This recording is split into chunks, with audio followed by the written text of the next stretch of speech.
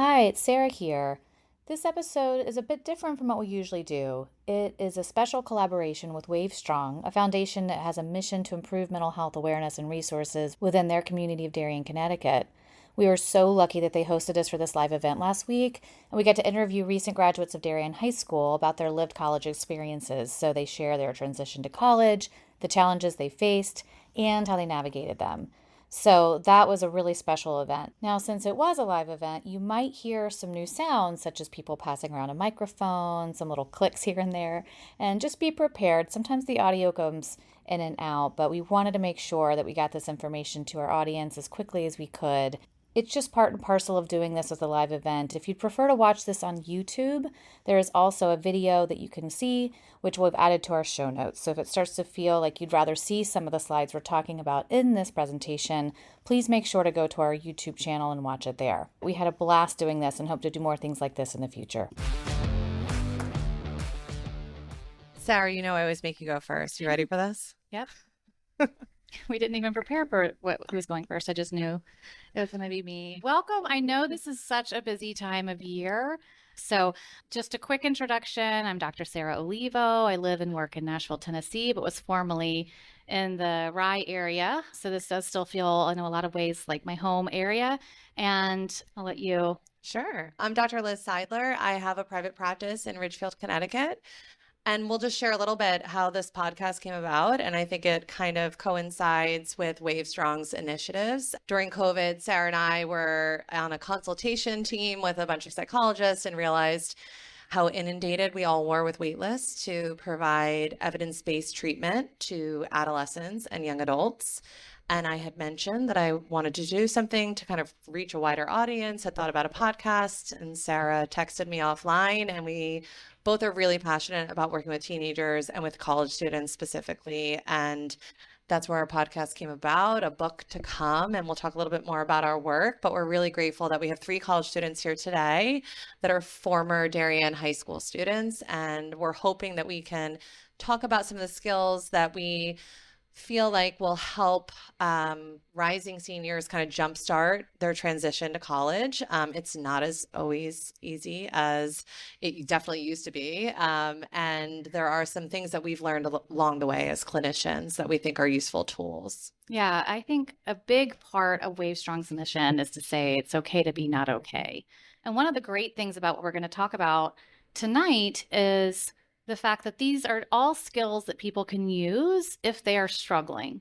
And the same skills can be used if you're doing well, but you want to elevate your performance in some way. So it's really something where we know that these are skills that people might need if they're feeling lonely. That's something that always takes people by surprise, or they struggle with a friendship, etc. So we know that that's the case, and these skills are helpful there. We also think that there are times where people are doing fine. They are doing okay. And it'd be wonderful for them to have skills to really maximize and make the most kind of rich experience, or maybe to get to where they need to be with their friendships and their performance in classes, etc., before they have to learn it on their own. That's what we hear from people a lot. They're like, I got there by junior year, but it would be nice if I had known a little bit more ahead of time. So sort of wherever you're at on that trajectory, these are things that will lift you to that next level. Let's do a quick introduction. Yes, let's do it. You want to start? So I'm Patrick Finnegan. I'm a rising senior at Villanova. I'm majoring in mechanical engineering. Hi, my name's Allie McGoey. I just graduated from University of Richmond this past May, and I majored in international business and leadership. Hi, my name's Paul Bremer. I'm a rising junior at Providence College studying finance and management. And just so you know, we're making them pass the mic again for great audio down the road. So if you're wondering, like, why are they doing that? It's for that purpose. So, all right, I wondered if you guys could look at this picture, because what we hear a lot from people before going to school is like, this is what they imagine. The games, the tailgating, fun study groups, right? Graduation. Is that the picture that you had before going to school? You can just nod, or you can get it, yeah. So I see some nodding. Okay, so yeah, it was sort of like, oh, it's going to be this whole great, expansive, fun experience. All right, and those things nod or shake? Did those things happen? Did you find that you were able to enjoy some, right? Some, yeah. Some, yeah. Okay, let's go to the next one. What about some of these experiences? I see ramen, I see loneliness, I see overwhelm, I see someone who has maybe had a few too many the night before. I see Sleeping in the library. Roommates looking a little awkward. So any times that you've noticed that those were also part of your experience? Okay, I see again, a lot of nodding, right? And I think that part of what we talk about a lot is that there is this sense of, oh, college is going to be this one thing, but college is 4 years of life, which means it's going to have all the highs and all the lows and challenges that other times have. And it's not going to be necessarily all good or all bad. And many times overall, people do find a balance, but it doesn't mean that's the whole time, so there's sort of some peaks and valleys during their experience. So and as my nephew who just graduated from UT said, he's like, I can never look at ramen again. Like I have so much sodium in my body. I need like years to get rid of it. So we're going to rely on the college students about talking a little bit about the differences between what their expectations were and what the realities were when they stepped foot on campus. And the way that we've kind of structured our presentation today is to talk a little bit about the skills that you may or may not have had when you entered into campus or developed, and what that was like for you in terms of that adjustment. And I think one of the biggest things we see is this pressure to balance everything, that, okay, I have to get on campus. I mean, even before campus, I don't know how it was for you guys, but all the seniors I work with are already on social media. They're finding their roommates. They have their whole friend group. They're meeting up and they feel this pressure to have met their friends already and to have their kind of herd of sheep that they're going to go around campus as a freshman and have a major and decided what they're going to major in, and to have all this kind of figured out while being independent for the first time and doing simple tasks. I say simple, but it also the most stressful, doing laundry and making sure that you have clothes to wear, right? Or maybe you were an athlete in college and you're trying to figure out like what's my identity now if I'm not playing a sport in college? How am I going to exercise? There's just a lot to balance all at once. And a lot of new. So I'd be curious, and we'll ask some specific questions to you, but with this, we're looking at these extremes, right? A lot of times college can feel like all fun or really stressful. Did you find that when you went in your freshman year, there was one that seemed the most, was it the great freedom that you felt the most, or was it the pressure you felt the most? Was it a mix? I feel like it was a mix. I feel like it was awesome to like be there and like meet new people and kind of have this freedom, but at the same time it was kind of tough to be away from your high school friends and your family for such a long period of time, living and having communal bathrooms. Like it's all a new experience. You didn't love that, Paul? I mean, That wasn't your favorite part. but yeah, kind of like a mix. I would agree. It was more of a mix for me. I think especially in the beginning, it's a lot of new things to get used to. You kind of have to find like a whole new friend group, and you're also navigating a whole new place. It's just a lot of navigating new things, but also trying to do it somewhat gracefully. I mean, again, similarly, a mix, but it also kind of depends on what aspect you're looking at. Academically, I wouldn't say your freshman year, like first semester, there's not nearly as much pressure on you as there is, the senior year of high school. Mm-hmm. There's definitely a bit, but there was, for me at least, a lot more freedom. No parents saying no video games during the week and whatnot. But I think the biggest pressure is definitely that social part. You kind of feel like there's a countdown on how quickly you can find your friend group. Yes, well said. And we're going to talk a lot about that today. Your friends are kind of fed to you through activities, your family, your school. So we often hear that's like the biggest thing that college students want us to talk about. Right.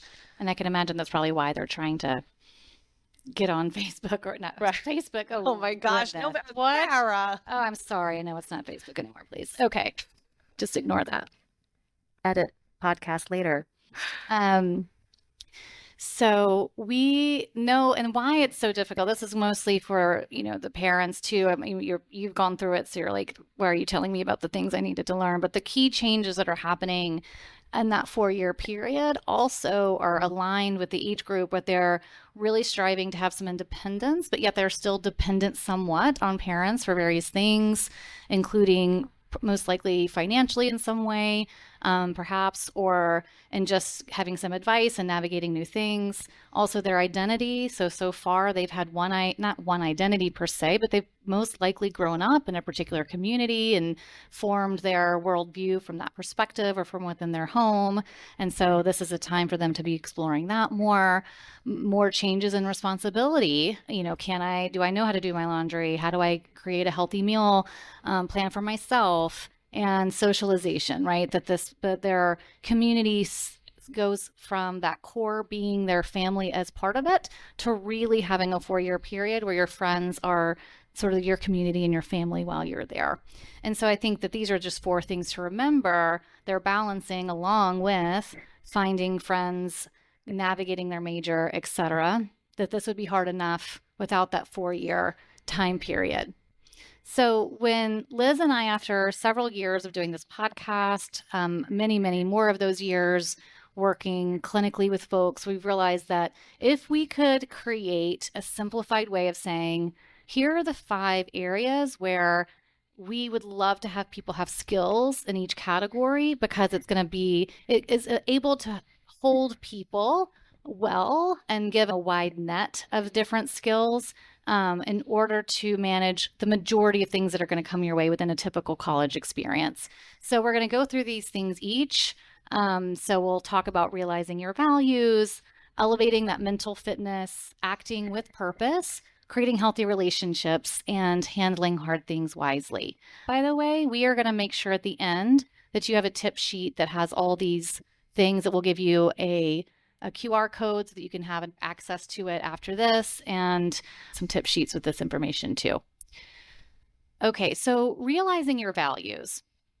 I wanted to talk a little bit about, the groundwork of what we mean by realizing your values. I think a lot of times when I ask somebody this question for the first time, oftentimes I get like, what are you talking about? Especially for somebody who has been in a family unit or a community where a lot of times the values are kind of just in the air. It's been discussed, but it hasn't maybe been labeled. And so when we say value, we mean, what is something that if you're being the self you want to be, what are you giving out? What behaviors are you doing? How are you acting with other people? Do you know what those are? And is it guiding your choices? So there are a lot of different values that are out there, and no, there's not one that's considered a bad or a good value. It's like enjoying food, right? It's a flavor you might like or not like. It doesn't mean that you have to, although I do wonder when people don't like pizza, but there are people who don't. So that's not a bad thing necessarily. So there's not something that's right or wrong.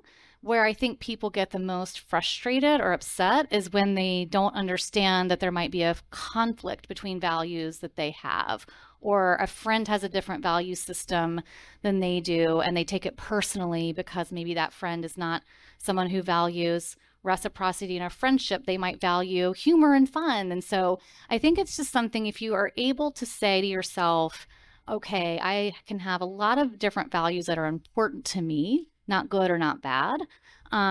Which ones are they? And is there one I want guiding my decision right now?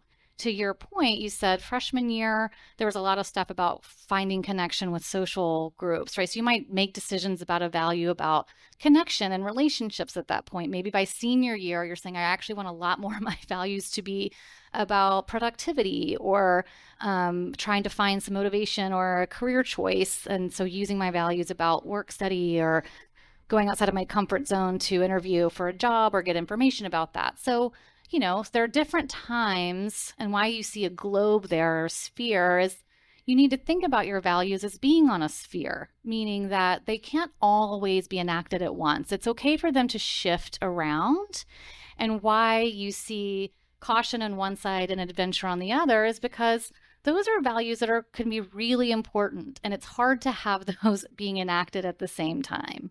Another one I see come up a lot is kindness and honesty, both really important. Sometimes you cannot be kind if you're being honest. It doesn't mean that it's the wrong decision. You just want to know which one is driving that decision.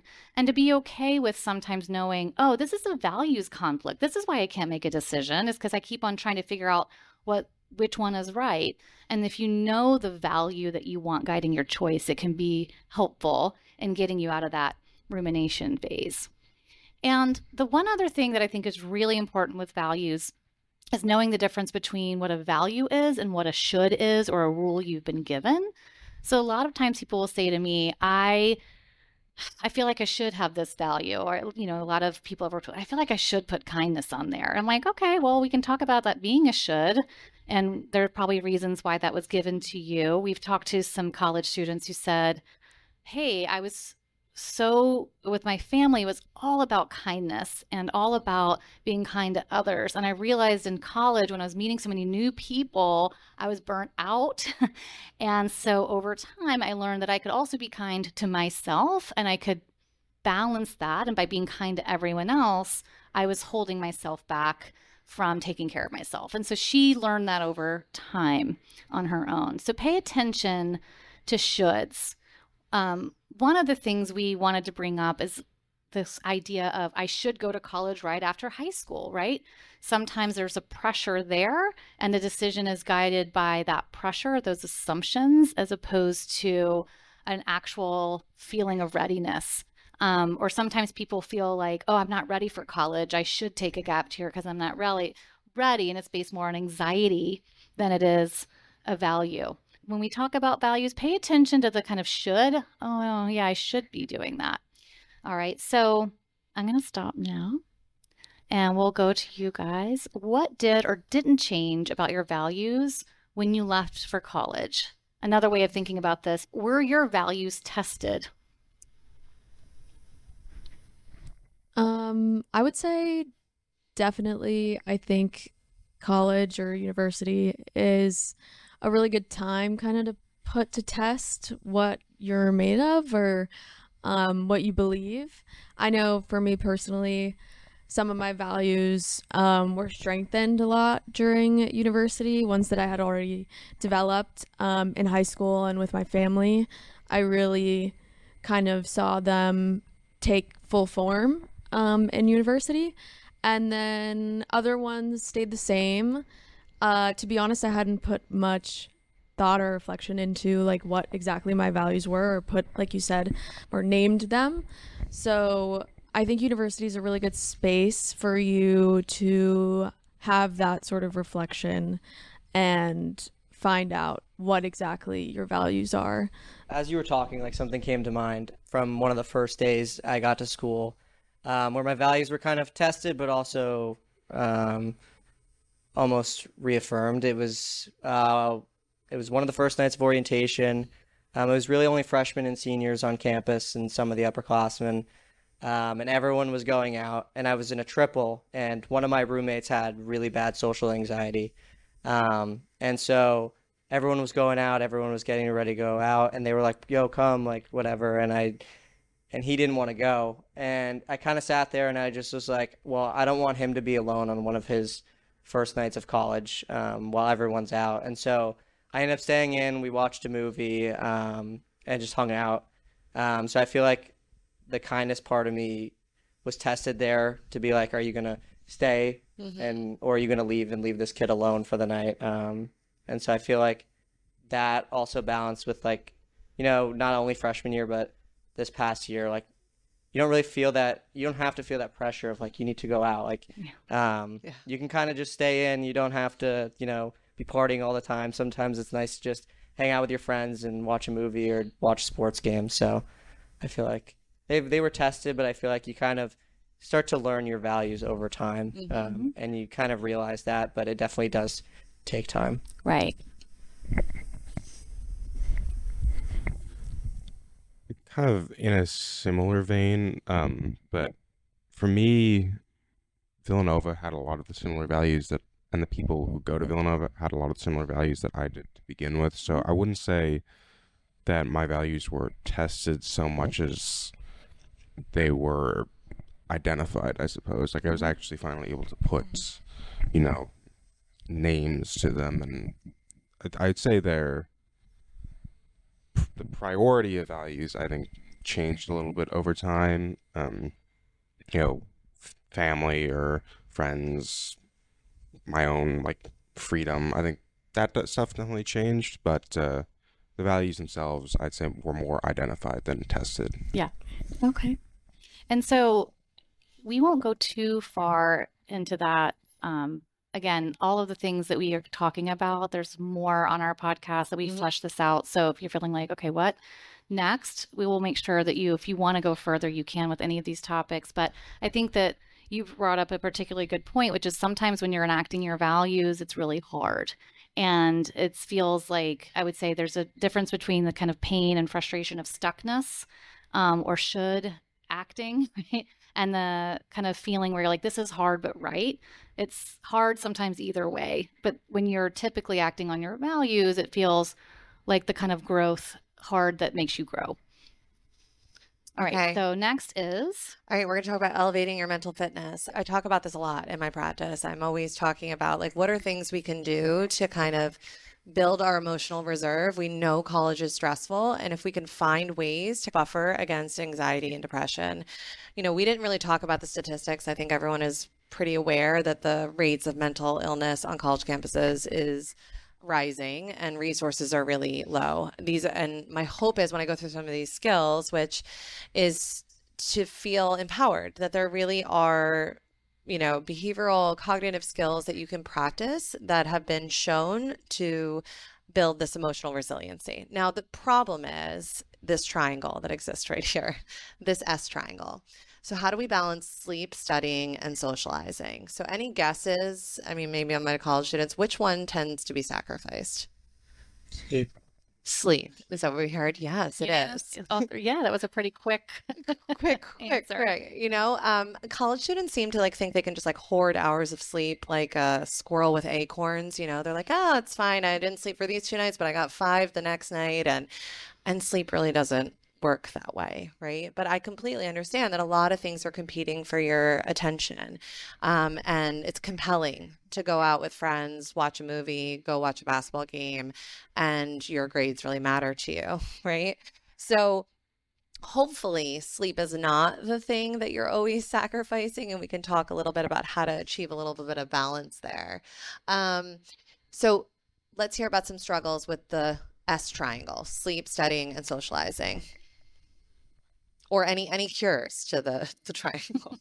Tips. I would say I definitely struggle with this between socializing and studying, especially, and sleeping. I feel like we're going to bed at like 1, 2 a.m. every night, and kind of like feel like it's normal. But the studying and the socializing was definitely hard at first because I always wanted to hang out with my friends and do what they were doing, and maybe they didn't have a test the next day and I did.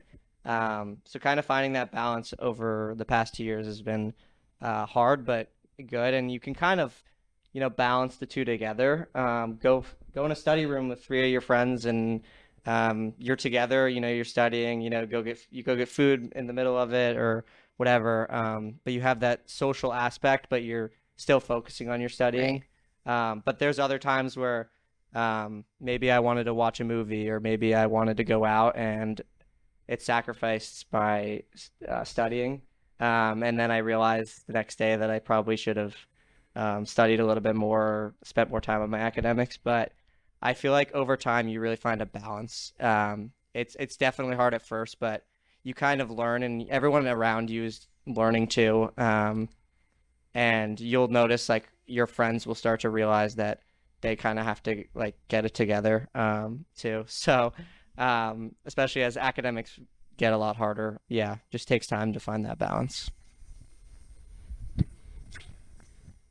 Yeah, I mean, definitely one thing is just combining studying and socializing, just getting that study group definitely you don't want any more than 4 people, because if you get more than that, you're just socializing, you're not studying.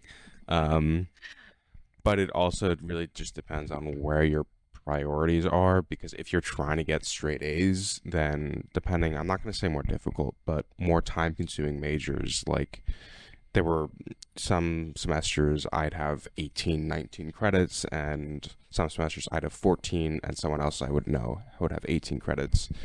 And so even just kind of doing what you need to get your assignments in, you still can have very little time left for socializing, or some nights even just sleeping. You don't even get to choose two. Exactly. Yeah. Uh, so yeah, but if you're just trying to get, you know, good grades, no one needs perfect grades, then I think there's definitely more time to get all 3 done. Because I've definitely noticed there's a lot of times where you're just kind of lying in bed, not doing anything. And of course, sometimes, that's good to take a break, but even more challenging times, I think cutting out some of the, I don't want to say, I'm afraid to say nonsense, but The flop time. Yeah, we can be a little bit more efficient with our time. exactly, yeah, that definitely helps. Something that was touched on a little earlier too is that you can place different emphasis on each one at different times. Like, for example, for me at the beginning of college, especially freshman year, I would say sleep probably took more of a back seat, and maybe sometimes studying as well. But as you're feeling more established, like in that environment, you can kind of rebalance things and put more emphasis on sleep and put more emphasis on studying. And studying is extremely important, I think, in university, to get good grades, to commit yourself to your studies. That's why you're there. But I don't think it's everything. I think that having a healthy social life and being able to balance both is really important. And getting one bad grade on one assignment isn't going to kill you either. I know a lot of people in university who like bent over backwards to make sure that they had like the most perfect grades all the time, and like by the end of it they were almost pulling their hair out. And I also had friends who did a really good job of balancing all 3 and managed to still do extremely well, get really good grades, and still have a very vibrant social life. So I don't think that it's as much of a struggle to balance all 3, but it's definitely testing at times. Great. Thank you. Well, I'm glad. I think it's this black or white thinking we can kind of get in, where we kind of prioritize one thing of the triangle. We don't maybe work hard enough to see that like there are kids who are going to bed at 10 or 11 o'clock at night. They do exist, right? In the dorms. I'm pretty sure they do. And as you'll see in this presentation, in CBT and a lot of behavioral therapy, we love acronyms, guys. So you're going to see a lot of them. So we already started with R.E.A.C.H, and we're going to talk about don't be a mess. So surefire way, when we see college students that are really dysregulated emotionally, they might be struggling academically or socially, chronically ill, physically ill. I mean, I'm sure a lot of you freshman year were sick at times due to the lack of sleep. If you don't move your body and you're not eating in a healthy way and not sleeping consistently, and if you're staring all the time at social media, that is like, those are behaviors that we do see that tend to lead to poor academic and emotional outcomes. The hard part is, particularly with the top 3, we're adults. Those are habits for most adults that are hard to do. How do I establish like exercising consistently and eating in a balanced way and making sure that I don't sacrifice my sleep too often? But it's doable. So I would love to hear, maybe just really quickly, like of those, what was like what was the hardest for you to kind of navigate it? I feel like all of them kind of at the beginning, definitely. Yeah. I feel like getting in a routine, going to like the gym at school was kind of tough at first. But if you find, 1 or 2 people to go with, it makes it a lot easier to go. You're more motivated to go. It's a better time. Sure, it might take longer, but you'll enjoy it more and you'll be more motivated to actually go. And then eating, I have food allergies, so it's a little different for me. It was kind of hard at first because the dining hall kind of didn't really have many options. So I was kind of eating bad or skipping meals, which was not healthy. And then sleep consistently. I don't think I have figured that out yet either. Okay. Um, All right, maybe a little bit. yes, Work in progress. sometimes I'm going to bed at 10, some days it's 2 a.m. So it really depends. And then social media, in our generation is very hard. Everyone's always, on their phones, looking at Instagram, TikTok, Snapchat. It's kind of just become a part of our culture in our lives. As I've gotten older, it's going down. I'm less reliant on it, but when there were those kind of periods of time where I wasn't doing anything, that's kind of just what I was doing. I was laying in bed. And being in a triple dorm room, I had nowhere else to sit other than my uncomfortable desk chair. So at first, it was definitely hard to figure those things out. But again, with time, I really was able to figure it out. Okay, I think that the key part here again is that I think a lot of times initially college kids just kind of give up, right? And don't take the opportunity to develop like some self-regulation skills until there's a crisis. And our whole point of this is like, can we prevent the crisis from happening? And even with taking space from social media, which might not seem that normative because it's so normal to kind of be on it. I'm sure if I looked in a cafeteria on campus, everyone has their phone out and they're probably on social media. But we want you to be mindful of the impact that it has on mental health, which we know it does. Whether you're making comparisons to your friends are at home or having like the time of their life at a tailgate and you're miserable where you are, or, you have all these other shoulds of things that you should be doing. So, another quick little acronym, tools for mental fitness, is about moving your body. Even this, like I always say, like call your parents on a walk across campus. Like walking is the cheapest, most effective form of movement. And I think a lot of college students set these really ambitious goals about what their fitness routine is going to be. Now, when I was in college, I don't know about you, Sarah, like this was not part of the culture. But now I feel like, okay, I'm going to go to this workout class and I'm going to do this. And while I appreciate the commitment to fitness, I think sometimes our goals are so large that we're not successful.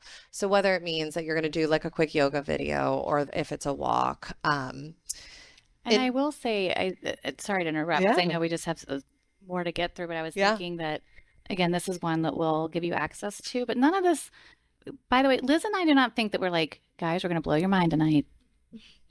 We're going to tell you to eat well. Like, we know that that's not happening, but we also know that when people come in to see us really dysregulated and they say, we need to study better, I'm failing a test, I'm so moody. If we ask them if they're doing any of these things, the answer is always that they're not.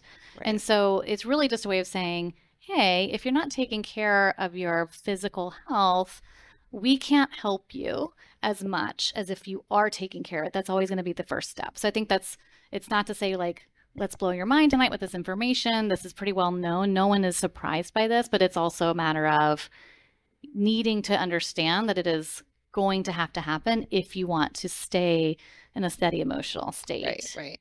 And each of these letters, Sarah and I have interviewed experts. We both went and trained at most of the New York City hospitals. So we have experts on every one of these topics. Like I'm not an expert on nutrition, but we interview a nutritionist who really talks about how to navigate a dining hall and your campus and how to make more nutritious choices. So let's move on to this because I think this might be something that is worthwhile getting some feedback about. This idea about how to be more flexible in our thinking about school. I think a common area that we could start with is about socially anxious thoughts. There is this performative aspect when we get onto campus. We want to like present our best self initially, and we can get really stuck. Everyone. And I'm not someone who struggles with social anxiety, but in new social settings, I can really get stuck in like, oh, what did I sound like? Like, did they like me? Like, did I have any food in my teeth? Like whatever my worries are. And these social worries are so strong when you first get to school. Like you said, like wanting to like make your friend group within the first, week that you're on campus. So can you give me like an example of a socially anxious thought? Just give me a thought and I'll kind of walk through this that anyone wants to talk that had maybe freshman year. What was a worry? Anyone? I would say at the beginning, maybe a good one would be like, oh, no one wants to like meet me or be friends with me or something like that. Okay. And that would prevent you from doing Like if you were like, for example, everyone has their doors open, like in the dorm hall or something, like preventing me from going into someone's room and Yeah. introducing Good, myself good, good, because they don't want, I would think that they didn't want good. me to. Okay, good. That's a good example when I kind of go through this. So there's a couple things that we do with our thinking, and your thoughts are what fuels your emotion. So a lot of times we buy into our thinking. We treat all of our thoughts as facts. I tell every patient who walks in my office, I'm like, I've got one sentence I'm going to tell you. It's 4 words. Remember this for the rest of your life and it'll change your life. They're like, none of them have notepads. They're like taking their phones out in their notes section if they like me. And it's that thoughts are not facts. So what happens a lot is that we just assume when we start to think something that it's true. And we particularly think it's true because I remember this feeling that you're talking about, my stomach, like when I was in my dorm and I'm like, okay, they have like the little whiteboards. I'm like, do I like write my name and like it's to come, like I want to go to the dining hall with them, right?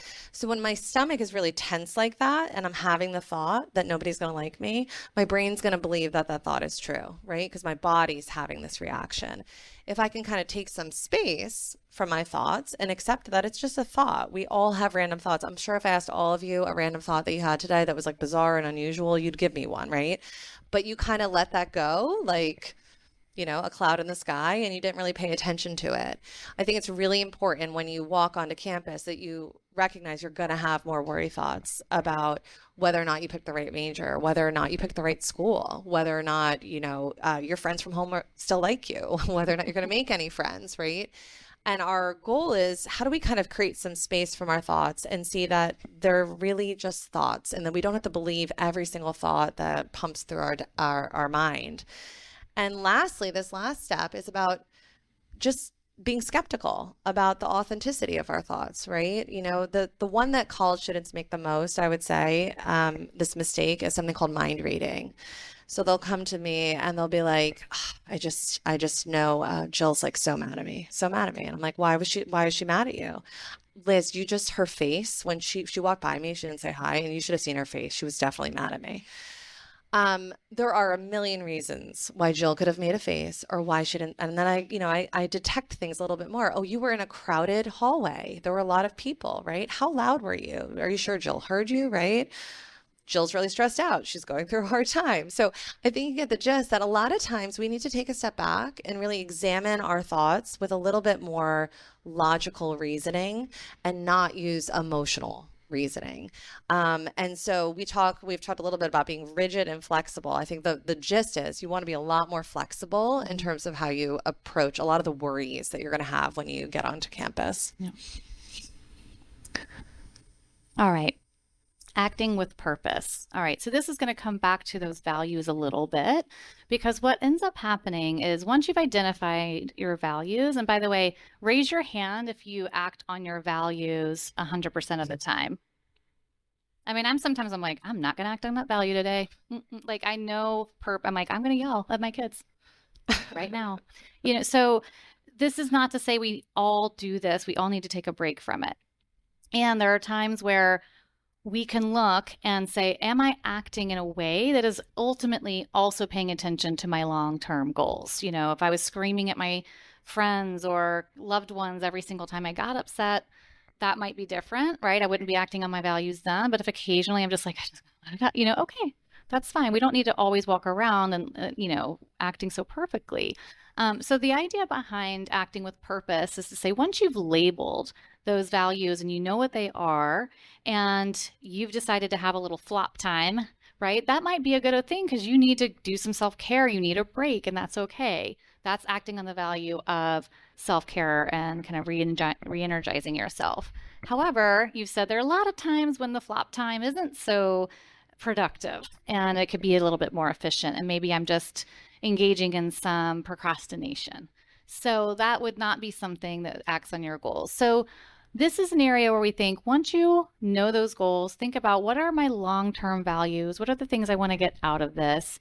Sometimes I'll say to the students going to school, I'm like, all right, just imagine you're getting on the road and you know the end of this journey is what you want to do is to graduate with a certain grade point average or with a sort of academic goal in mind. And do you want to have some friends in that process? Yes, I want to have those, I want to have some good relationships. Okay, great. So we know that that is the road that we're going towards, where most of our values are going to be about self-discipline around studying, making good connections, which we'll talk about in a little bit.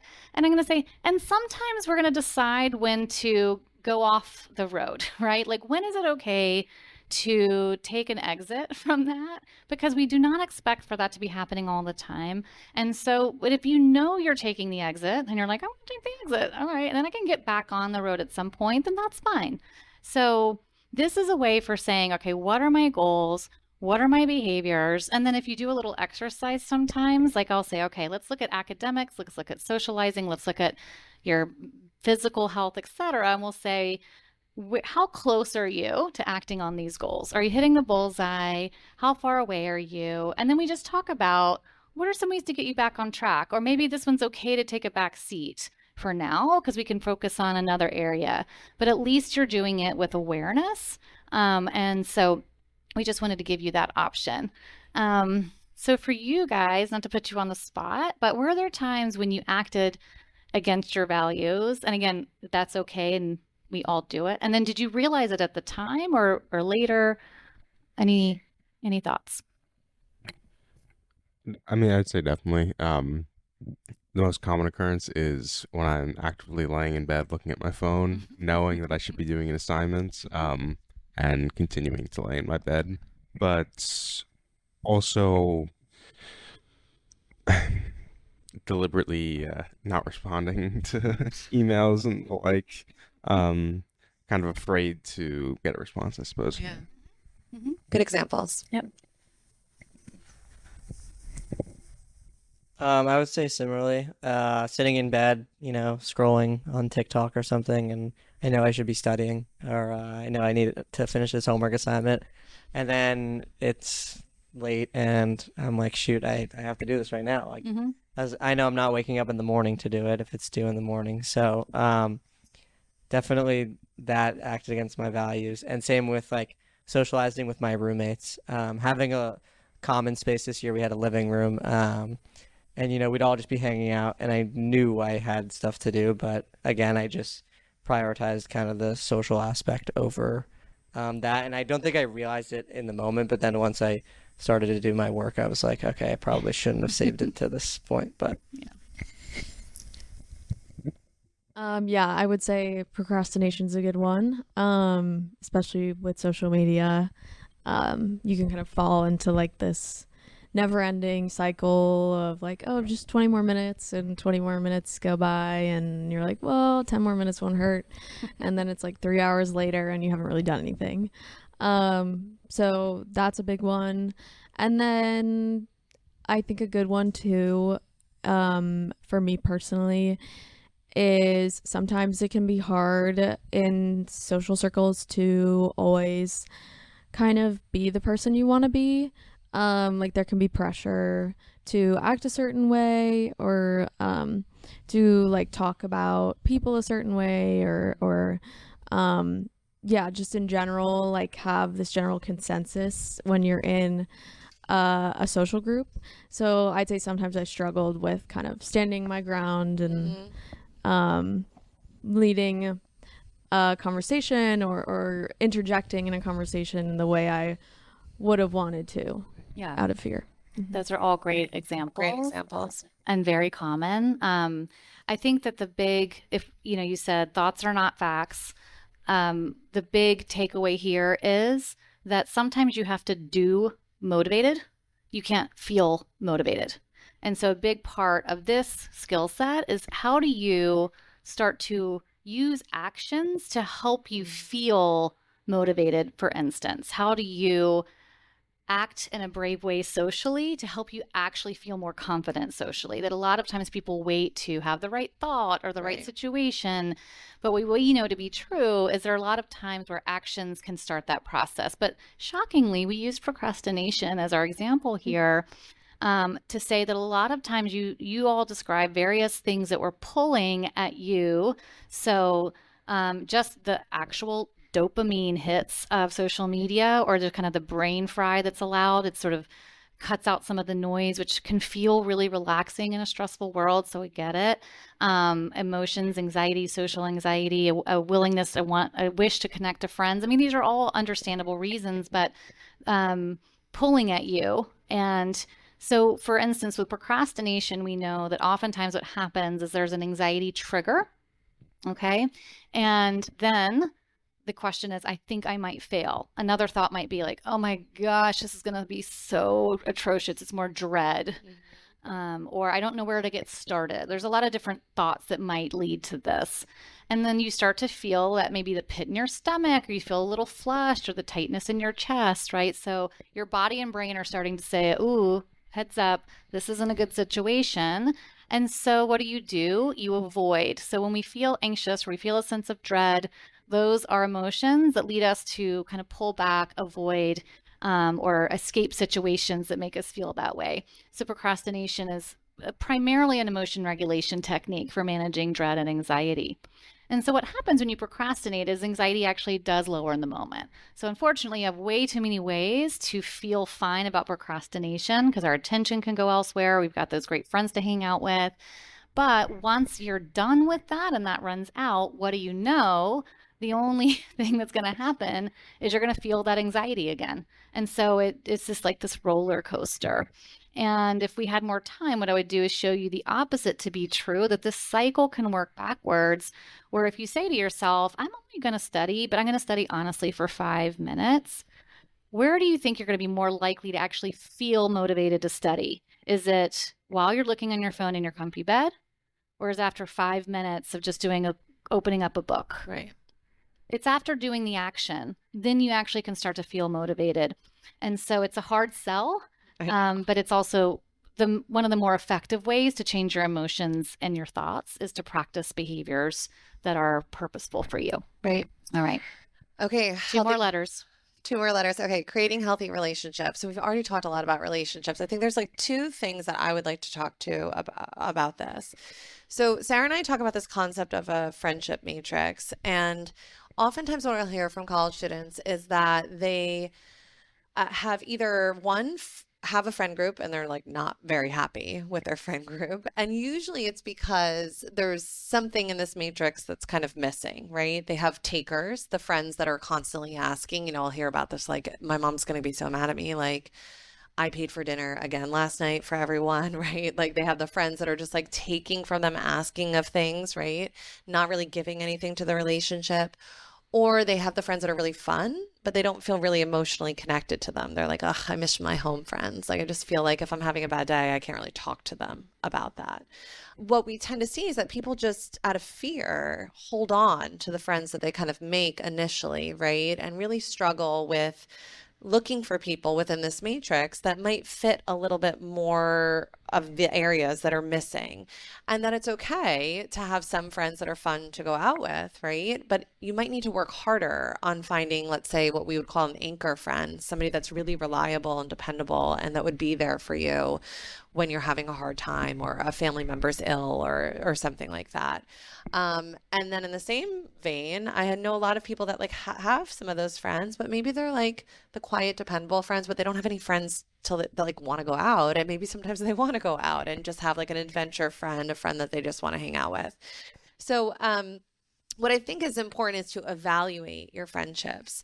Somebody had said something to me that not editing or adding to your friendships is a surefire way to be unhappy in your relationships, and that we should always, throughout our life, be on this process of editing, evaluating what are our friendships kind of doing for us, and adding or taking away from our friendship circle.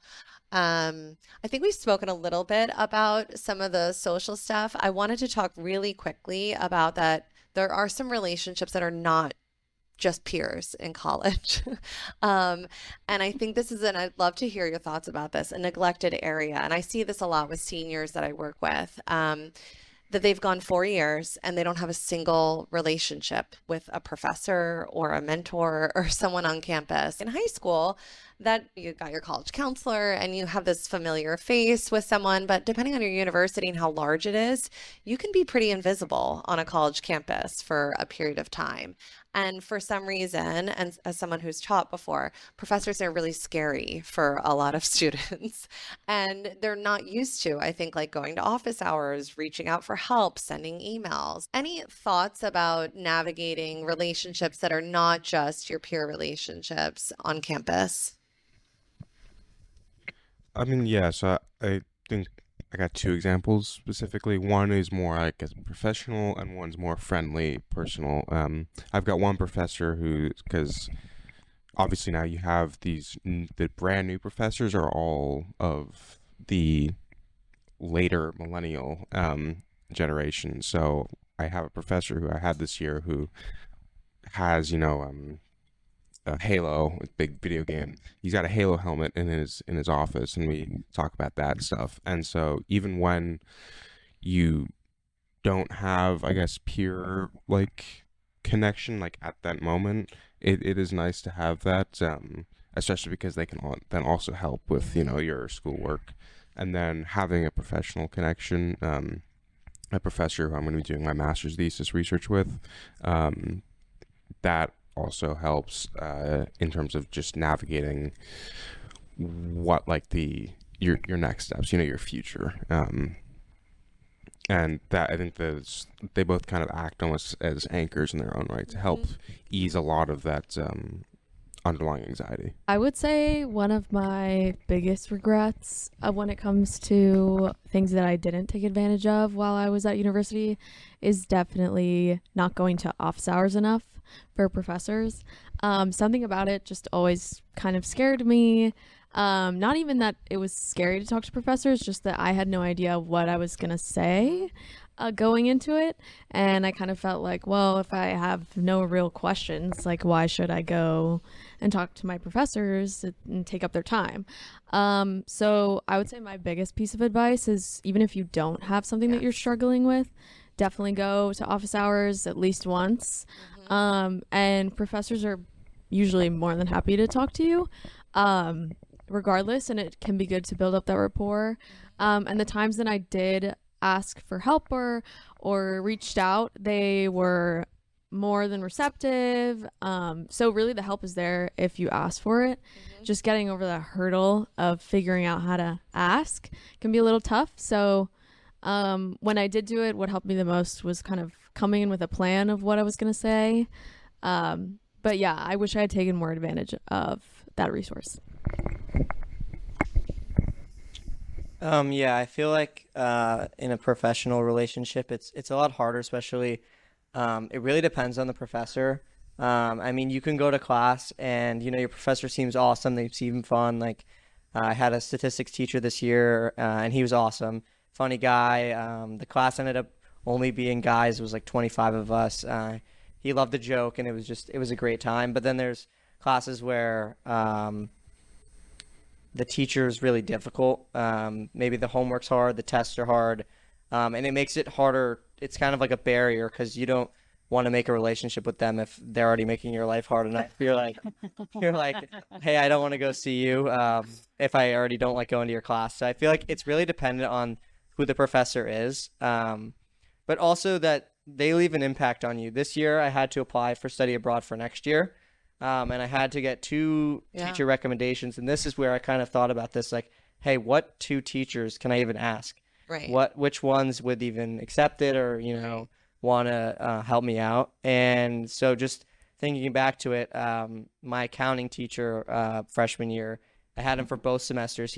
He overlapped our class into the second part of it. So we've same people and everything.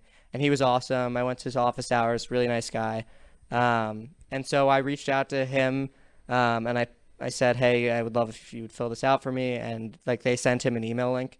He never responded to me, but he still did it. So I feel like he felt like our relationship was good enough and he knew me as a person that he could do that. So yeah, I feel like it really just depends on kind of like how they perceive themselves to you. And I would say going to office hours, even there's tutors at the school who are students, both will help you with your academics. And If you're confused, don't hesitate to ask a question, email them. They want to help you no matter what. Even if you don't like them, they'll still help you. They're Okay. either like eager to help. I know. It's part of their job. I know. It is reinforcing. And I always say, like there's nothing worse than a professor who sits in their office hours and nobody comes. I mean, it's like the most as someone who's been there, it's the most demoralizing thing. But you talked about tutoring professors. I think this transitions well into like, okay, like 5-alarm fire. We saved the best for last. Right. Like, how are we going to handle this effectively? And we'll go through this quickly. We don't want to keep you too long. We also want to make sure you have time for questions. But no matter what happens in school, even if you're having a pretty typical time, there are going to be stressors that come up. And so how do you handle those things with some, to your point, you said grace, or some resolve. And so one of the things that can happen is a lot of times people are making choices when their logic is turned off, when they're feeling already really high in their emotional state. And that if people are really, really anxious, angry, sad, we're naturally inclined to start to engage in actions that will help us with those emotions. So if we're anxious, back in the day, that meant we were on the plane and a tiger was coming, and so we got to get out of there, right? When we're sad, it's really effective to withdraw and regroup. It's helpful when you have loss to have that withdrawal. However, what happens now in these modern times is we feel sad or we feel anxious because we saw a picture of something on social media that made us bummed out, right? We're not actually experiencing loss. So we end up engaging in a lot of reactive decisions when we're in this high emotion state. And what we really want to do is to say, wait, let's ride that emotion out until we can get our logic rebooted and then engage in it. And so I can't believe we have another acronym. It's our last Now acronym. This is my favorite I'm one. Embarrassed a little bit about it. No, now I'm like, maybe we should tone it down. No, this is my favorite. This is my favorite one. So this is just a quick hit, and I actually think this one involves a lot of the skills we've talked about already, but I found that I'm working with people, it becomes like a hack, right? If they say, oh, poise, it's a shortcut to pausing, and instead of acting on impulse, a lot of times, again, we have the emotion, we react, right? We think, oh, it's scary to talk to that professor, so I'm not going to do it. So pause, and instead of acting on that impulse, pull back, observe. That means noticing, how is my body feeling? Sort of that taking that distance from thoughts. All right, what thoughts are kind of rolling around in my head? Oh, okay. I have a lot of thoughts, or there's a one big thought that's happening, or, oh my gosh, I have thoughts kind of popping up like popcorn. Inhale and exhale. So that's just because we needed it to say, I instead of we. But there's another reason for that, because when I tell people to breathe, they've heard it so many times that they get mad. And so this is something we're like, okay, but it also it's really important. Yeah. Enact a helpful calming strategy. So take at least one deep breath and one exhale before you move on, and then start to stretch out your options. This is again going back to some of the themes of flexibility. So one option is to not see the professor, and that would be something that is not going to be make or break it. Another option would be, do I go in and I wonder what would happen if he's cranky? Maybe he's cranky, but he likes people come to his office hours and suddenly I'm his favorite, right? So sort of stretch out your options instead of acting on instinct, and then engaging in that effective action. So that means essentially that values bullseye we were talking about. Like, what is the action here that I want? What is the overall long-term goal or value guiding my decisions? There's obviously a lot more ways to do some distress tolerance, and you've heard us repeat it before. There are more resources on our podcast for very specific skills in terms of riding through hard emotions. But poise is just such a nice quick hit. So in terms of the resources, if you scan there for the tip sheets and the episodes, then you will get access to a lot of the things that we've talked about here. I think I can even check this out, guys. Oh, look at this tech savviness. Check this out. You get a little preview. All right. So some of the things we've talked about, and some of them are just expanding on some of the ideas we've discussed. And we also wanted to show you that the list of episodes that you could find on these particular So topics. many. This isn't even our whole catalog. Yeah. Okay. Uh-huh. We've been busy. And then this other thing is just to say that we do offer a course or a short course where we really go into a deep dive on all of these skills and have more practice and have people sort of start to map out their journey with us. So if you think that's something you or a friend would be interested in, get in touch with us and we will start to form groups. And we do those and typically do those in small groups. And it's not something that is a group process or anything like that. It's just more of a class on how to practice some of these skills with some guidance.